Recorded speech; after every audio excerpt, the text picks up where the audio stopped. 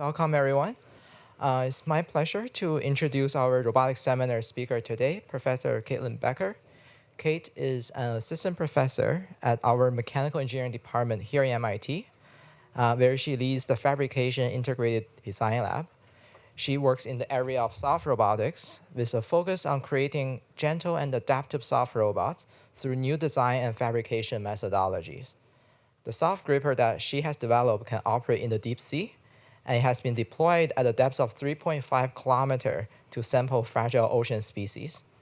Her work is quite popular. They are featured in top journals such as PNAS, Advanced Functional Materials, Soft Robotics, etc., and in particular has been featured in the American Museum of Natural History. Kate is a recipient of multiple awards, such as the RoboSoft Rising Star Award and the Ruth and Joe Spira Teaching Award.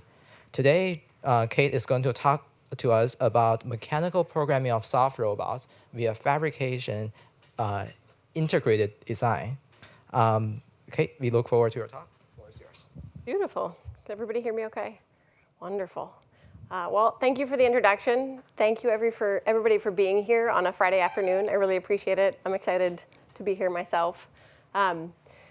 So just a little bit of context about me before I start. You've heard a little bit, but I'm actually coming from the Mechie department as an undergrad, and I'm a manufacturing and design engineer. So I worked in medical device manufacturing and then nanofabrication before I then joined Rob Wood's microrobotics lab. So you'll see some of that color, how I look at soft robotics and navigate those spaces. My lab actually has two tracks in parallel. I'm only going to talk about soft robots today, but we also work on additive manufacturing with molten glass.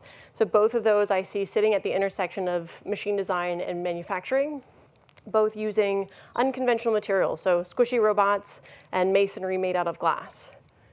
I really couldn't have done the work today without a lot of the students in my lab. This isn't everybody that we have, and there's a few people on here actually who have just graduated, which is bittersweet.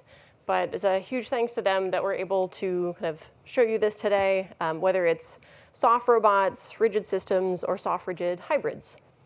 So to explain a little bit about what I was thinking of starting with, when I say what I mean by mechanical programming, you could interpret that as embodied intelligence.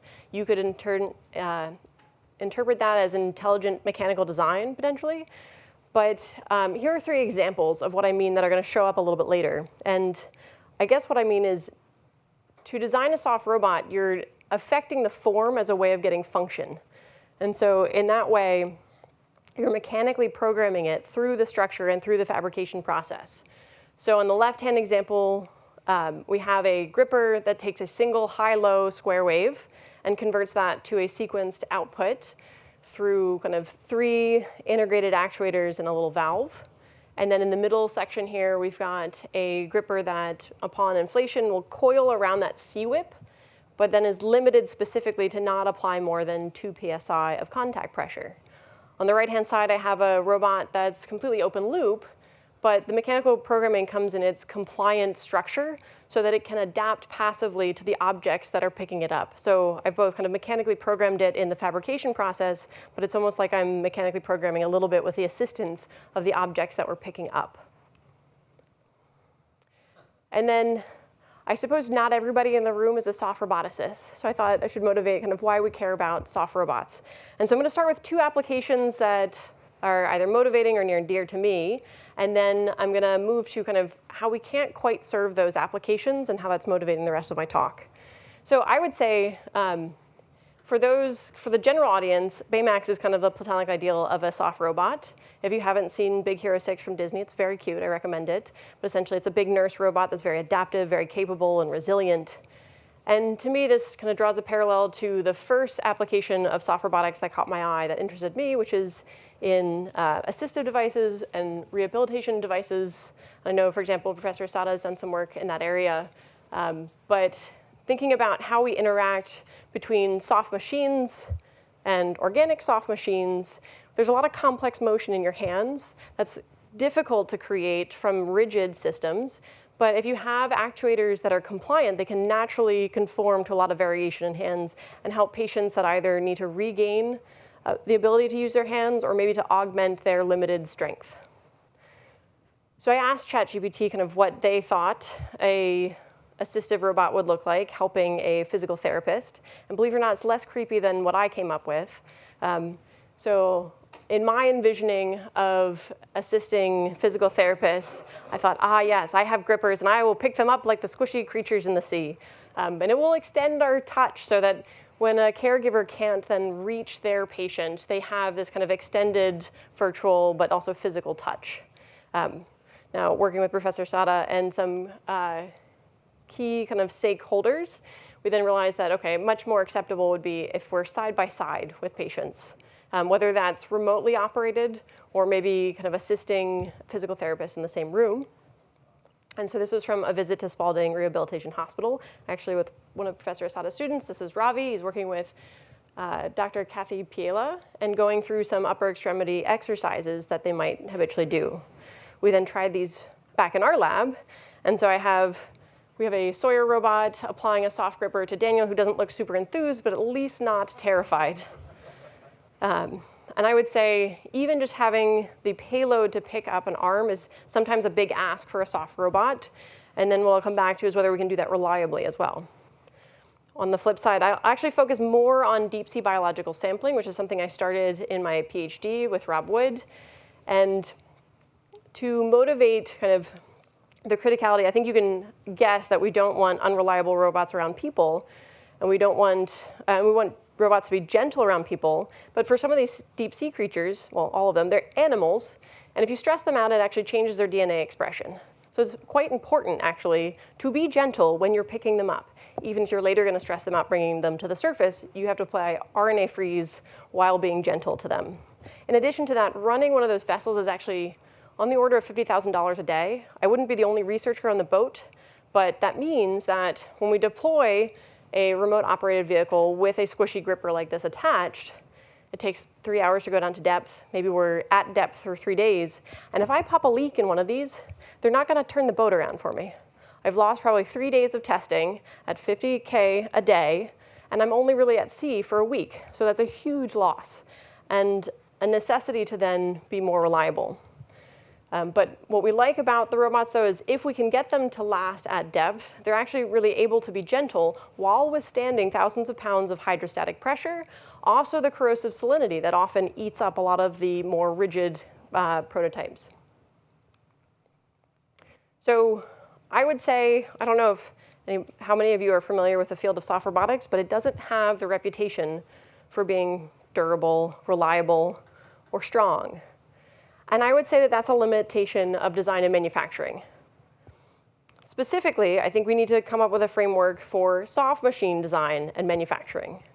Now, in that process, we have centuries of work in traditional rigid machine design that we should be leveraging. There's a lot of work in what's called compliant machine design that we should be leveraging. But at some point, we should also kind of move away from that. And if you look at how we build rigid robots, well, translating that to soft robots, you can't bolt, glue, or weld parts together. You can, but then you should anticipate some delamination and failure. Okay, so the other thing is the way we teach hardware design, at least in this campus as I experienced, was to start with rigid materials and small deformations. But if you're using compliant materials for your robots, part of what you want is to really emphasize large deformations as a way to get interesting and useful functionality. Okay, so you get your engineers to say, great, big deformation's good, but then how do you actually move past the point that in SolidWorks or Fusion 360 that a lot of us use to design robots, those tools are designed to design rigid systems and fabricate rigid systems. The primitives are based on turning and milling.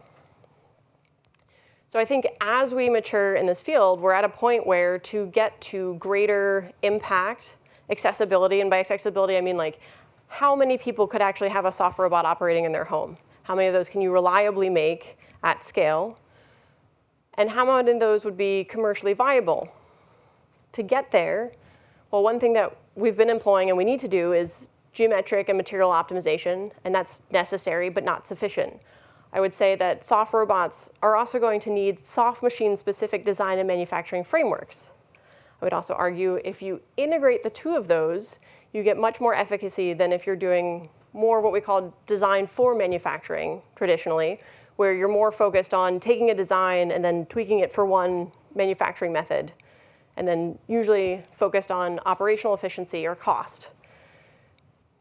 If you then do a cross-pollination of the two, I think you can get a lot further. This is honestly a kind of community-wide effort, a multidisciplinary effort, but it's something that my lab is pushing. And with that, I'm going to go kind of focusing this on kind of what functionalities we want to start with from deep sea biological sampling. I've talked about them some already. But so you know what this looks like. Basically, I'm on a ship like this. This is the Nautilus. That's Bob Ballard's boat that operates 2 ROVs, one of which is Hercules on the right here. And then when I show you a video, that's mostly going to be from this bubble cam. So a lot of times you only have one camera that you're watching a view through. And you're using a titanium craft arm like this. So an example of what this looks like, these are some videos that NOAA gave me when we were asking for particularly challenging grasps that they have to deal with. And some of the things that they struggle with is moving targets. You gotta be gentle to the moving targets. If you're not gentle, they do stop moving. And then these are really clear videos, but a lot of times we struggle with limited vision, whether it's shadows or marine snow. And compliant and complex shapes. So having a hard time figuring out kind of what pose would be best, but also when you grab something, a lot of times it bends and or breaks apart and falls through the gripper. It's not great when you're on live broadcast. I'll save this one as a surprise for later. Anyway, so with Kevin Galloway, we deployed the first in situ deep sea biological sampling from soft robots on the left here. That's 300 meters underwater in the Red Sea. And then on the right is one of my later prototypes that's gone down, as Kevin said, 3,500 meters and has been on tour recently, but previously in the American Museum of Natural History. And so from the get-go, we're fairly successful with soft robots because they're compliant and can start to adapt to some of these squishy creatures. And so, of course, what I think I didn't mention before, in addition to being compliant and being able to withstand the hydrostatic pressure, I did mention this, they're inert to the salinity. And the fun part about this is that we can actually use salt water as our hydraulic fluid. So if we spring a leak, we're just leaking salt water back into the ocean. And of course, the old adage goes, if it ain't broke, you should definitely fix it more. So how I will fix it more is with fabrication-integrated design, first tackling durability and reliability, I think as being kind of the most critical, and then adding some adaptiveness to the contact, and then sensing and control towards reflexes. So we'll go in this order, starting with durability and reliability. So Kevin and I came up with a way of soft core monolithic molding, and I have one of these squishy fingers with me, I think. Yep. And basically, by coming up with a molding method where we can mold the entire thing as one monolithic piece and eliminating seams, we double the operating pressure. Going further down the rabbit hole of the additive technology used specifically to make the molds that we're molding with, then we can double the operating pressure again without changing the geometry. So again, I said geometric optimization necessary, but there's a probabilistic occurrence of defects that you need to take into account when doing fabrication. If you do so, then what we've been able to accomplish here is a 4x increase in operational pressure and over an order of magnitude increase in cycles to failure. The next thing we worry about is then the manual errors, because that was kind of manual casting. Let's then change that to a prototype method that Michael came up with for injection molding of soft robots, and then you have a little bit more reliability and repeatability of those results. Now, if I were to say we have to make all robots, all monolithic, all the time, you should shoot me down. It's not possible. It's not worth your time. At some point, you're going to need some seams. And so Charlotte's been working on then better understanding kind of what that design and manufacturing space is. Now, a lot of times people then ask me when I mention this, oh, what's the best option? What's the best substrate? What's the best glue? And as my manufacturing students could tell you, I repeat frequently, well, that's relative and context dependent. But if you start looking at the failures that you're getting, whether they're cohesive, adhesive, a combination, or substrate failures, then you have a good idea of kind of how to update your design to improve your weakest link. But that's frustrating if I say that you have to build something in order to see how it fails, in order to make it better. Charlotte has been working on a framework to then talk about kind of what our parameters are, our functional requirements we should start with for soft robotics, because they're not exactly what we should be using if we port them directly from traditional rigid machine design. So we talk about things like flexibility and toughness as a starting point in selecting both your substrate and the glue that you're going to use, and then the bonding method, because it both matters what materials you use and how you apply them. And just as an anecdote of kind of, I think one of the misconceptions that we're working against here is that you can go directly from, let's say, elongation to failure as one of the basic things that most soft roboticists cite. It's not actually the most productive thing to start with. It turns out then it doesn't kind of reveal what's necessarily happening in that kind of region of peeling and deformation, or sometimes we cite maybe, oh, we'll use a stiffer material and that'll be stronger. That doesn't really correlate to kind of how the failure modes then propagate. What you could then start doing with stiffer or softer materials is deciding, would I like something that fails slowly so that I can detect failure and have time to respond, or potentially, maybe I'd rather have a stronger bond to begin with, but then I risk catastrophic failure. It's a trade-off. Now, I did say I'm interested in soft and rigid systems, not just fully soft robots, and that's what Kat's working on. And then applying a industrial scale process called flocking, where you apply fibers to either rigid or flexible surfaces. But you can also do that now at a laboratory scale method that Kat's developed. So essentially, we can take things like the hubs that we would glue into soft robots and just directly overmold them. So maybe it saves us some time, but it actually expands the design space of how we can start to then configure some of these arrangements of soft rigid assemblies, and then putting in more securely different sensors, for example. Just as a side note, this is largely motivated by kind of observing soft tissue that has floating rigid elements in it, such as soft coral sclerites or ossicles from brittle stars. So what we're doing is essentially not so much working on the materials, because I'm not a material scientist, but we're taking a trick that allows us to use the traditional materials that we already have at play and increase the mechanical engagement of them, either with synthetic fibers or with natural fibers. Natural fibers work better, but they don't tend to come in the form factor mass-produced that you'd like, that you can get synthetic fibers with. So to see what this looks like, we have a short video sped up of our laboratory scale version. And then I do have, if you want to come up later and see what this looks like, you'll recognize it immediately. It's on jewelry boxes and then some car dashes and things. But this is a like $1 widget I got from Amazon that has been flocked. So we can leverage of what has already been developed on an industrial scale. I wanted to show this one in particular. So we don't just use this for rigid parts. This is actually a flexible sensor. We had a hard time connecting to some of the soft actuators. By flocking one side and putting it in the actuator, then we reduced kind of the delamination that was essentially instant previously.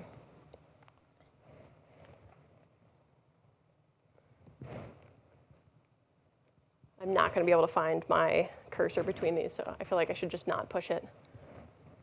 So you get to sit through the calming view of degassing the flocking. It does trap air, so you've got a lot of fibers there. Yeah, Sean. Maybe I can take some time to ask a question, if that's okay. Please. What was that? Yeah, thank you, Barry. How is the flocking material chosen in some way that it guarantees bonding to a wide variety of substrates, or is there any secret sauce in that flocking material? Yeah, I think absolutely. Oh, and here's the actuator with the sensor in it, just to show kind of when previously we tried to attach these by lacing them on, you get a lot of noise and shifting from the actuator. And so now because it's bonded in place, like A, we're happy that it's not delaminating, but B, we have also a cleaner signal. Sean, the short answer is we mostly only tested it with dragon skin. And so I think you would want to be mindful, especially given Charlotte's results, of what materials you're using. But we didn't go so far as that, mostly just looking at how an array of materials would work with dragon skin. What about the other end? Like, for example, this is a flex sensor, so presumably some kind of plastic substrate? Totally, yeah. So like a cyanoacrylate, for example, would work really well in that plastic substrate. And so it's basically you're just playing the game of which thing fails first and see if you can kind of chemically increase the bond to that thing. And then between the silicone and the fibers, you're mostly depending on mechanical engagement. Talk. It's my Norwegian-speaking phone, sorry. Okay, that's all I've got for you for kind of the hardcore, mostly focused on manufacturing. Now we start to build in between manufacturing and design. So the previous topics are increasing our design space, but fabrication focused. Now I'm kind of mixing between the two. And to motivate and kind of show you again what the deep sea sampling looks like, I have this video of about 800 meters down of a deep sea crab. And so again, we have something that has now you see the situation where we have limited vision. So there's a lot of marine snow floating around, an outcropping, and some shadows. It's a complex shape we're going after that doesn't particularly want to be picked up. And you still need to be gentle. So the idea is that this is a fairly dumb robot. There's not a lot of feedback, but it's mechanically programmed to then be able to pivot the fingers just enough around those legs and then not apply so much pressure that we might hurt the crab, because I would rather not pick it up on live broadcasts than pick it up and hurt it. So basically the ROV pilot can just reach around blindly under that outcropping and just kind of hit go when you're in the vicinity of the crab. And the way we started this was I asked the marine biologists what surrogate we could use for testing, and push comes to shove, we got them to say pretzel sticks. Okay, I didn't succeed in closing around pretzel sticks, but with the same baseline actuator, adding some strain limiting elements, and then some to then restrict the radial expansion and force more of that deformation kind of around the pretzel rod, and then actually adding some open cell foam to close the rest of the gap and further reduce the stress concentration, we get to the point where we can hold something anywhere from a ½ an inch up to around like 3 or 4 inches, and then ensure that it's strong enough and we have a low enough contact pressure as we measure from this kind of contact sensor array. Now, taking this idea of kind of what I did manually of kind of futzing around blindly, we said, well, wouldn't it be nice if we could more intelligently optimize based on a particular task? This slide is a lot to look at, but I'm going to walk through it. Essentially, Annie, who's in the Decode lab and also in Fiddle, started with me in Harvard on this project of creating a tool for designing that is aware of the manufacturing process and gives you control over different objectives. In particular, it was very important to me that we started looking at a larger, nuanced variety of objectives. So not saying, I would like my actuator to bend at the lowest pressure possible, because that would give me a very weak gripper, but starting to incorporate things like the bandwidth and the max strain, or the force at a particular level of closure, as well as being able to tailor the operating pressure for a specific level of closure in anticipation of what we're going to pick up. Okay, and then you'll see some of those come into, Lyle, did you have a question? Yeah, I did. I noticed on the last slide you had, you're actuating with something like 1 1/4 atmospheres-ish. Yeah. Is that right? And you're trying to Yeah. hold yourself to a very low external contact pressure. Yeah. So I haven't done the math, but 2 psi is not... No, some of it is, so some of the trick there is both kind of compliance and the overall structure. So it's a pressurized vessel, it's a relatively thin skin, and has those bellows that are also flexible. But then also adding the nonlinear stress strain response of the foam is quite helpful. So it basically acts as like a capacitor. And between things like 10% and 50 or 60% compression, you can use the foam also as a buffer to limit the contact pressure. Okay, so do you have a sort of noise floor challenge with the required actuation pressure versus the external? Absolutely. And do you have a good sense of where that floor is? No, I'd have to get back to that. We could probably dig it out of Annie's results, but I would say no, but we do have then control to be able to kind of modulate those. There's a limit, obviously, as you're suggesting, but you have some ability to control that. And it can also relate to, you can start playing with the cross-sectional area over like which that's applied and the compliance of the bellow side of the structure. Okay, so you'll see some of these come back up again as far as, for example, bandwidth or the volume of actuation in particular to optimize for. But we started out saying, okay, well, we'd like a durable and strong gripper. And we parameterized the space just for these bellow actuators, so it's a little bit limited, but given kind of the prevalence of those as an archetype within soft robotics, a really nice place to start. And then we can do we can start with the naive thing of a parameter sweep, which probably doesn't sound interesting to a lot of people who are in optimization, but for me as a designer, that's my bread and butter. I would like to understand the sensitivity of each individual variable and how that then affects the performance so that I can do that trade-off from the design and manufacturing standpoint. But from there, we can then dig into a grid search or an evolutionary search with a couple objectives in mind if we have clearly defined functional requirements for our task. And so for most users, it's not particularly helpful to look at a grid search and kind of a large array of these kind of interconnections of parameters. But for someone like me, it's actually really nice to then start playing and poking around in there and see how that relates to the manufacturing space. And so finally, basically what Annie's done is then taken a Python controller that then feeds these models into Abacus to do the simulation and then navigates kind of where we go to get an optimal design, or when we've converged and are close enough, we essentially then export the core of that, and the mold generation is not automated yet. That's manual currently, but certainly could be automated. And then, going from here, I've been talking about essentially the underlying structure optimization, but then you can also start to add some adaptivity in the surface structures. So I'll just be very quick with this one. Essentially, a lot of these silicones are really high friction, so to get a little bit more dexterity, you can then add elements to be able to turn that friction in your fingertips on and off. So by having a constrained high friction elastomeric membrane that's hidden behind a perforated low friction membrane, I'm essentially just turning friction on and off by pressurizing that internal membrane. The pressure in the fingers stays the same the whole time, pressure goes on and off, like little friction polyps popping out of the fingertips. Okay, so between Annie's optimization and then playing with dexterity via friction, this is all assuming that I have a pretty good idea of what I'm going to pick up and where I want to place my stubby robot fingers. Now, sometimes, though, the things that I want to pick up, I don't know what it's going to be. So oftentimes, the months leading up to a trip, I have no idea what I'm going to see. And then even once I'm on the boat looking at something, A, I'm not sure what it's going to do when I close the claw. And B, even if I did close one of these grippers over it, it's still not a great fit with that topological or that geometric complexity. Thankfully, this one didn't go crunch, but neither these soft robotic fingers nor these rigid grippers are really well suited for this. So this is what kind of gave me the idea, well, all right, we're trying to take this thing that we love about soft robots, their compliance, but it's also kind of annoying because the compliance means that they're less predictable, harder to kind of carefully arrange on an object.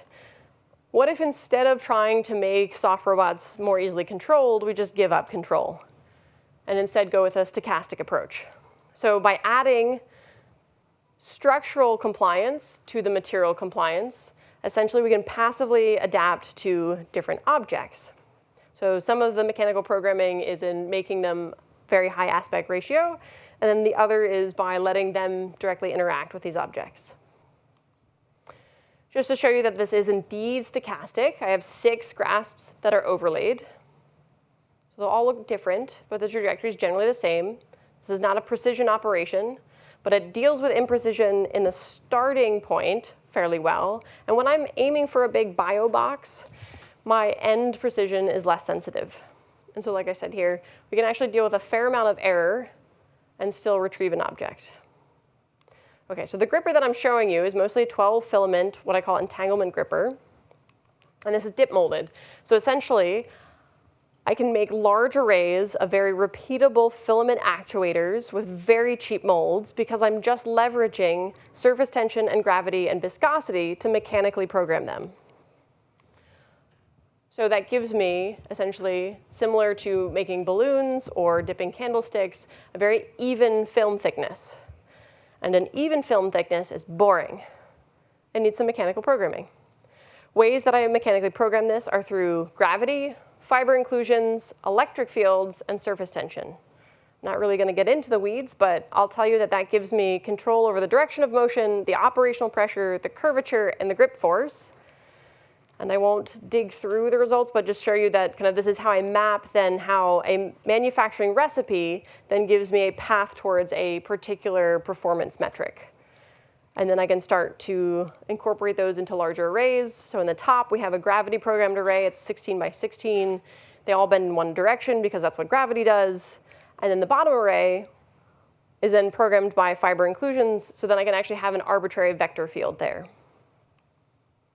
As we then make those longer, you can see how they could start to interact with objects in different ways, though the trajectory is the same. Kind of move the filaments over the object, turn the pressure on, turn the pressure off. Basically, it's an eccentric balloon, thicker on one side than the other. When you inflate it, the thinner side inflates more, it buckles, it curls, and they start interacting with each other and the objects. And again, the objects then define the shape of the gripper. We can characterize this digitally by taking a CT scan, then turn that into kind of a digital recreation of the filaments.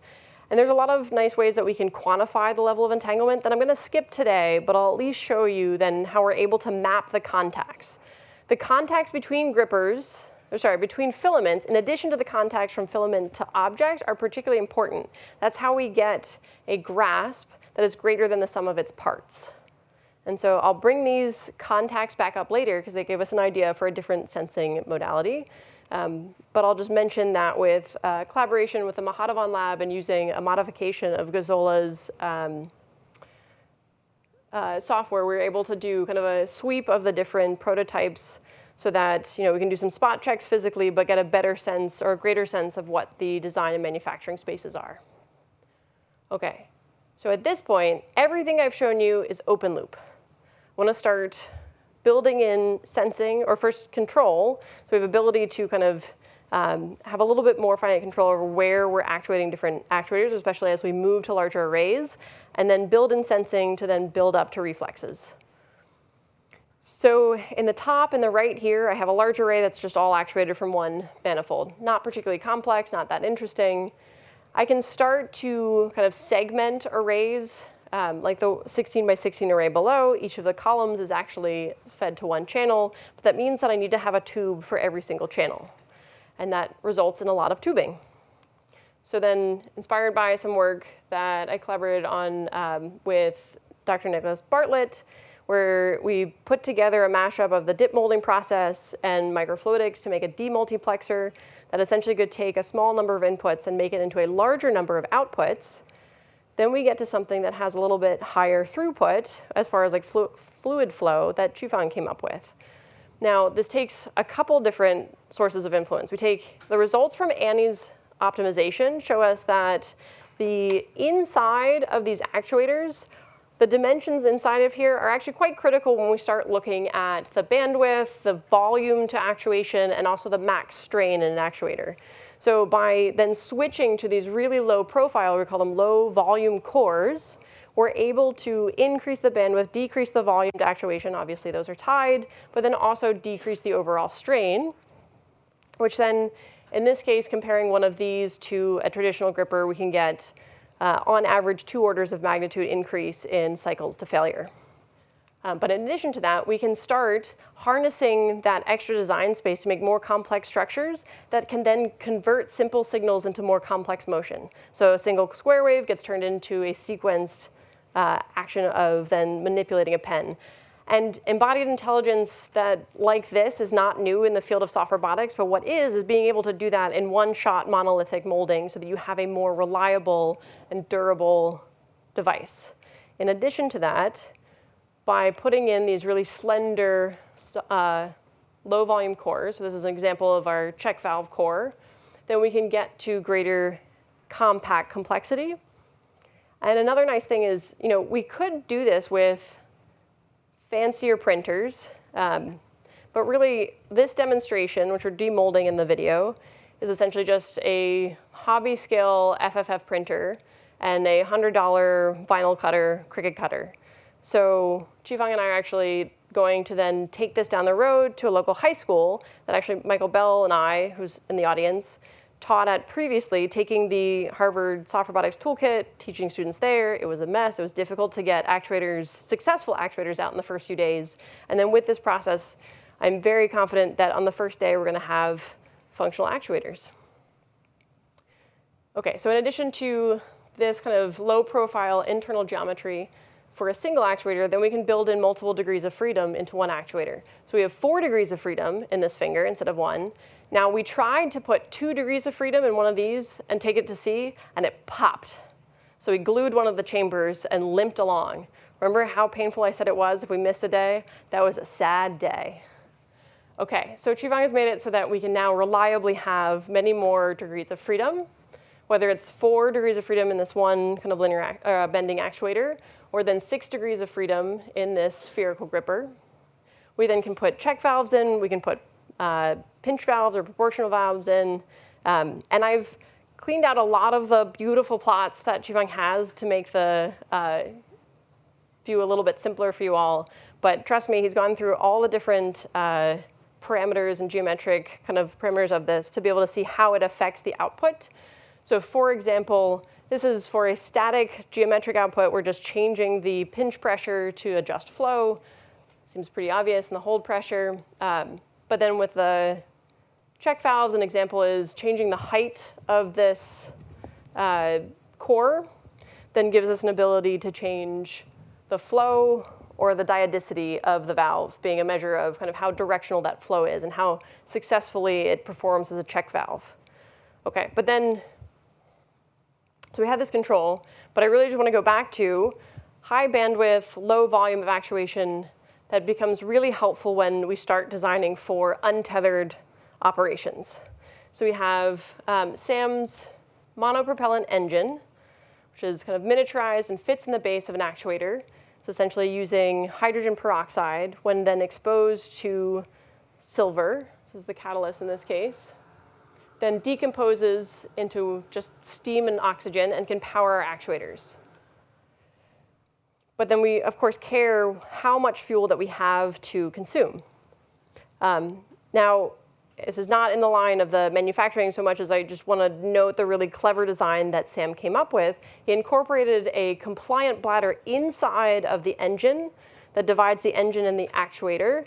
It's essentially like the designs for deep sea pumps. What it does is it automatically resets gauge pressure of the engine to the internal pressure of the actuator, which then helps to feed the forward reaction.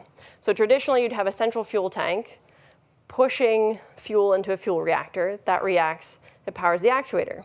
You need a higher central fuel tank pressure than your reactor. But with a bladder, you can have a low pressure in your central fuel tank that then flows and recharges the engine, pressurizes the bladder.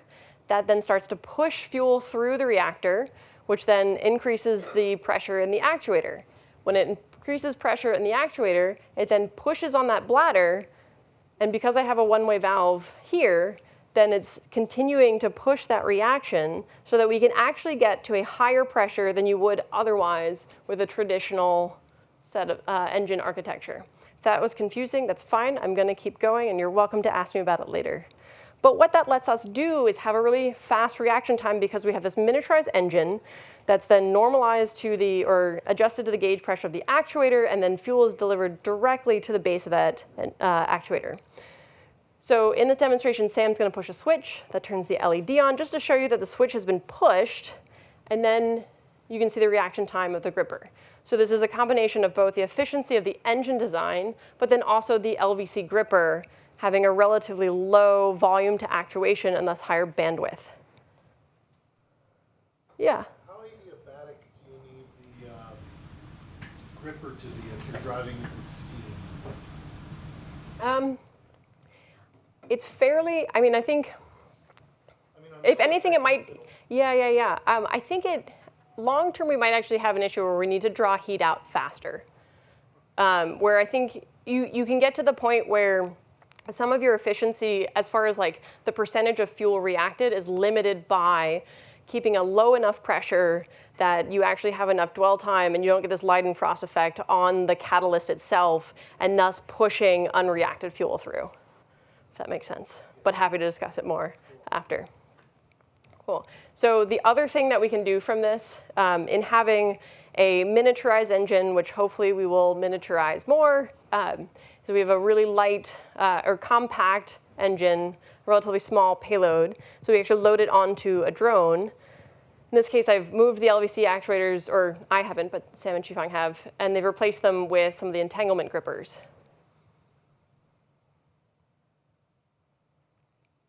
So fully untethered.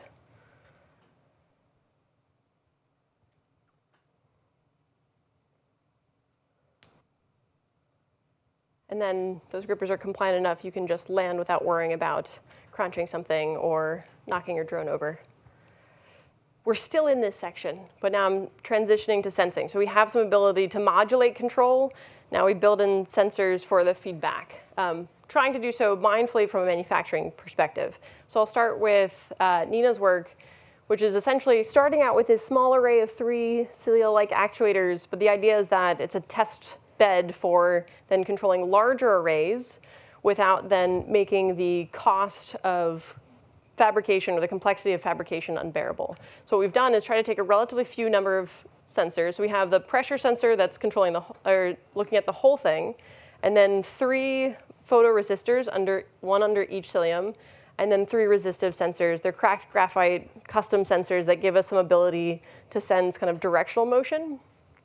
But we get a more rich kind of mapping of proprioceptive and exteroceptive feedback by looking at, like using that redundancy and looking at the clashing between the signals that we're getting to then figure out what's going on.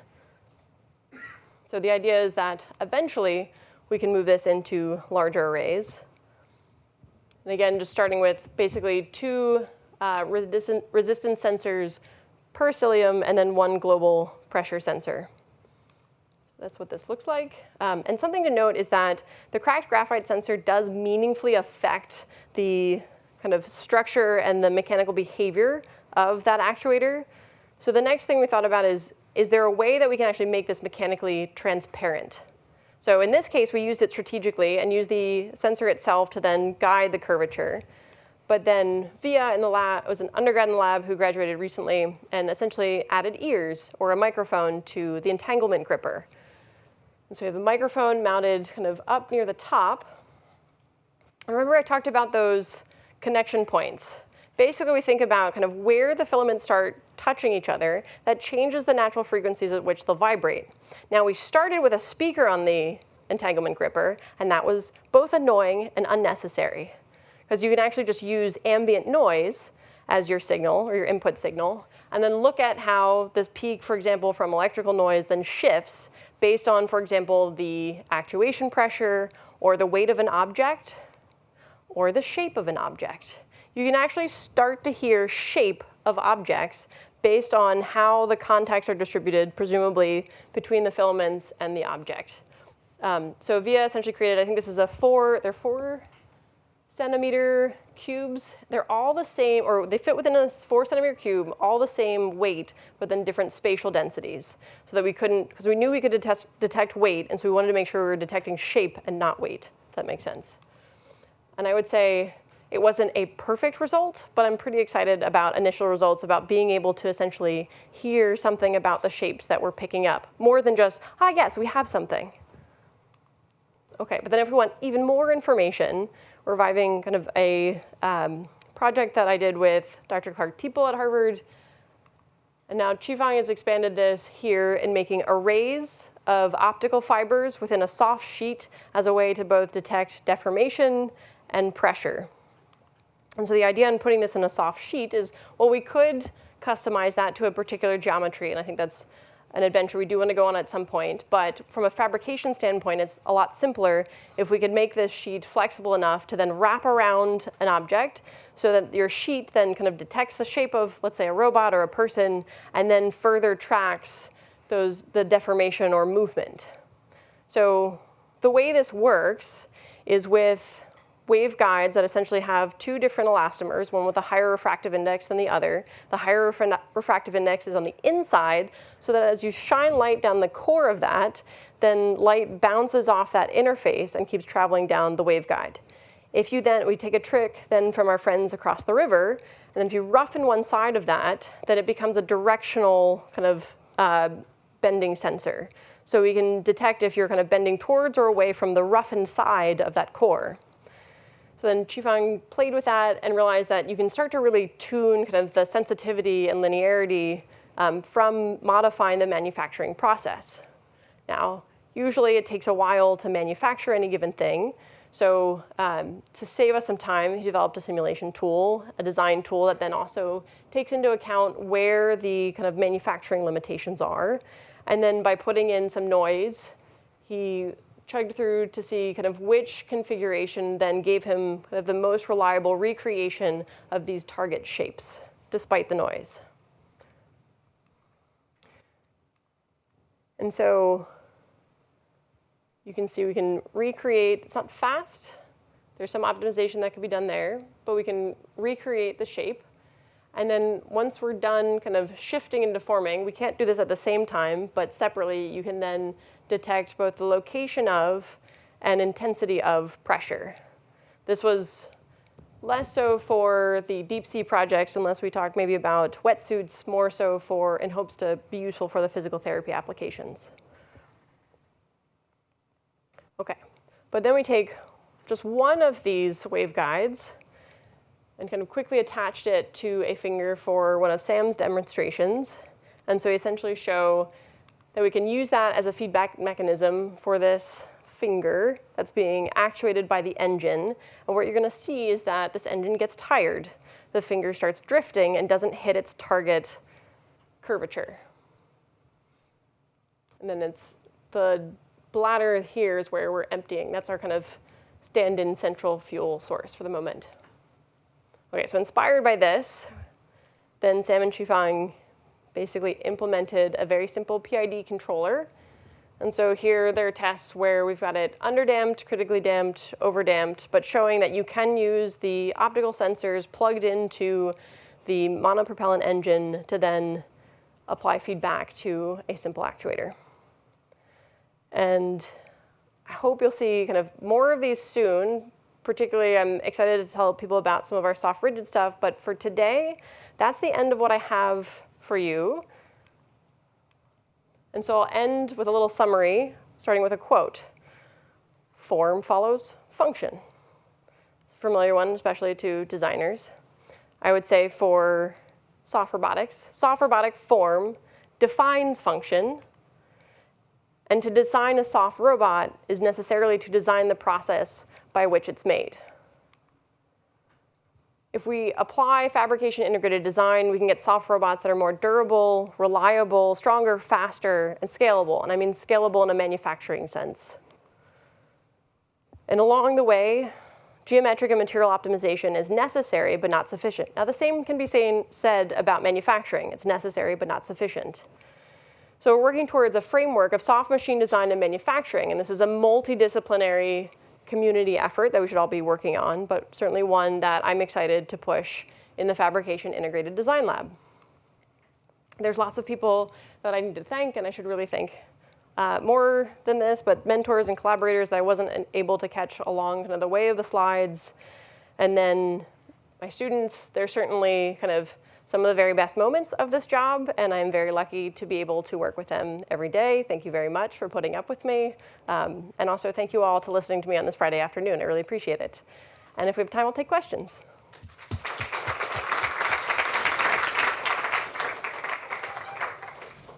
All right.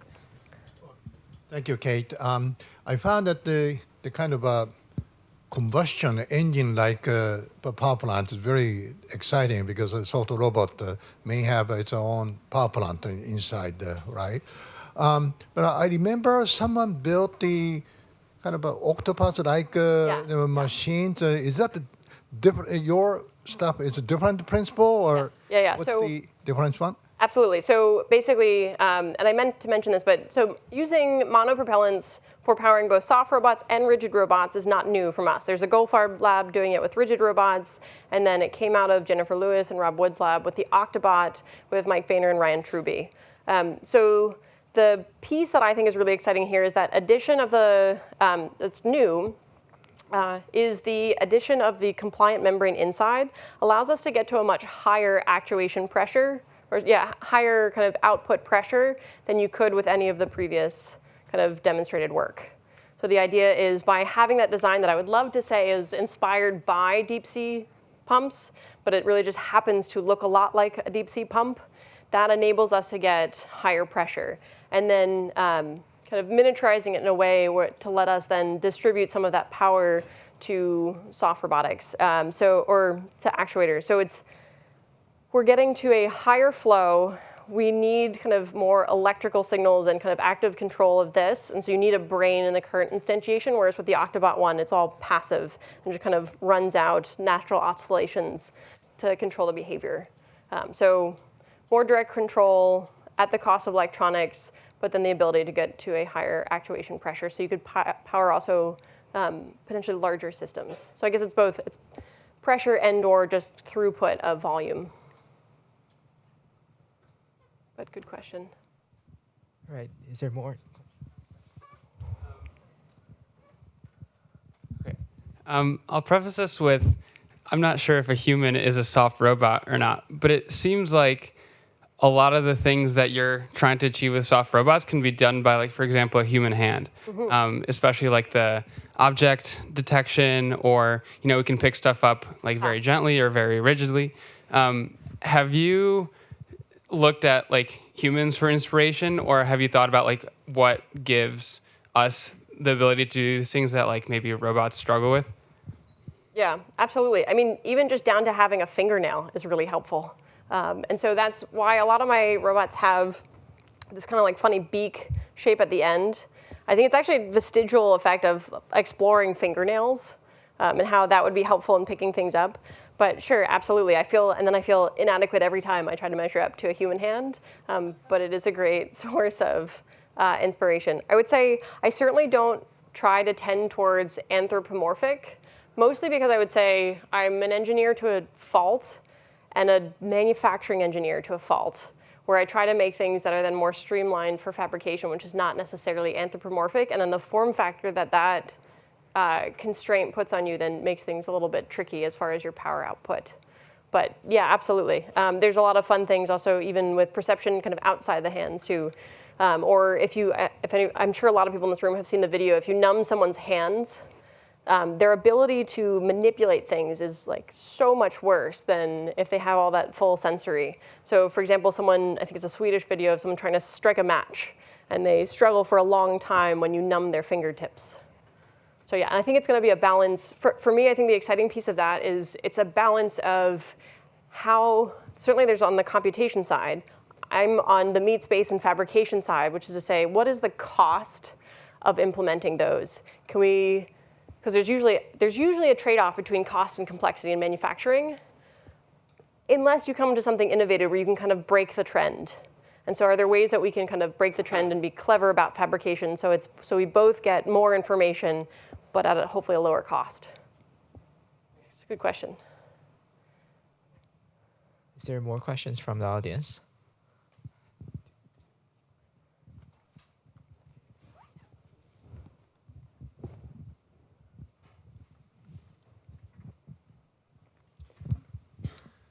Hey, Kaitlyn, lovely presentation, by the way. So my question I had was, I'm very curious about the use of sound as sort of a feedback sensor.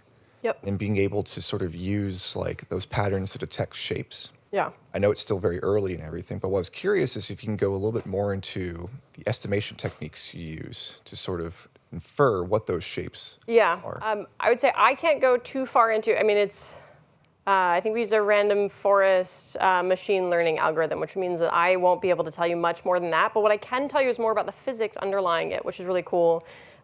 Basically, your ear can hear kind of a surprising number of things based on the frequencies that come out of structures.